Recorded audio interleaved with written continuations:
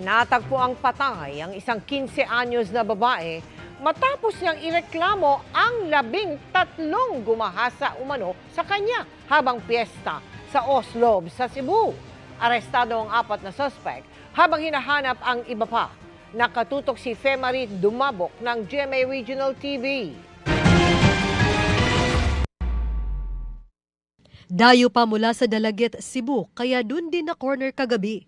Ang 4 sa 13 sangkot sa umano'y pag-gang rape sa isang 15 anyos na babae sa Oslob, Cebu.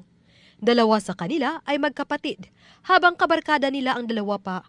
Ang mga edad ng mga inaresto sa Barangay Kasay, 18 hanggang 20 anyos lang. Datunto na rin ng pulisya ang lugar sa Barangay Poblasyon sa Oslob, kung saan umano ginawa ang panghahalay. Hindi sinanto ng 13 sospek ang sagradong okasyon ng pista ng Oslob noong December 9.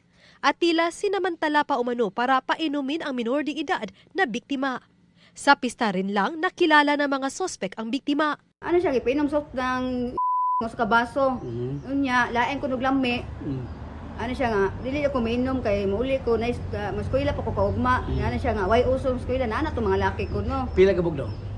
Balbana yung yang una ko yang kuan ko no. Primero to kuan tulo niya, human ko ninawag murag 13 gyud. 13 ka bugnaw. Yana ko ninawag nga. Dali na mo kay nana sa biktima hon tani. Nana to mga laki. So, mao to pagkatatada na natulog na hapda ko no siya. Matapos makapagsumbong sa ina, ay nag-report sila sa pulisya nitong December 12. Pero kinabukasan, natagpo ang wala ng buhay ang biktima. Ayon sa pulisya, positibong kinilala ng mga saksi ang 4 sa mga umano'y sospek. Ang pagsubay, ma'am, pinahagi sa mga testimonya sa mga witness na previously interviewed and as well as review, ma'am, sa mga CCTV recordings dito sa area. Inihahanda na ng pulisya ang kasong statutory rape na isasampa sa mga inarestong sospek habang inaalam ang pagkakakilanlan ng iba pang mga sangkot.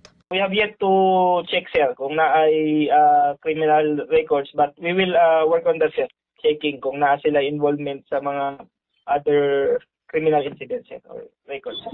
Hinihintay din ng pulisya ang resulta sa isinagawang autopsy sa bangkay ng biktima. Para sa GMA Regional TV at GMA Integrated News, Femarit Dumabok, nakatutok 24 oras.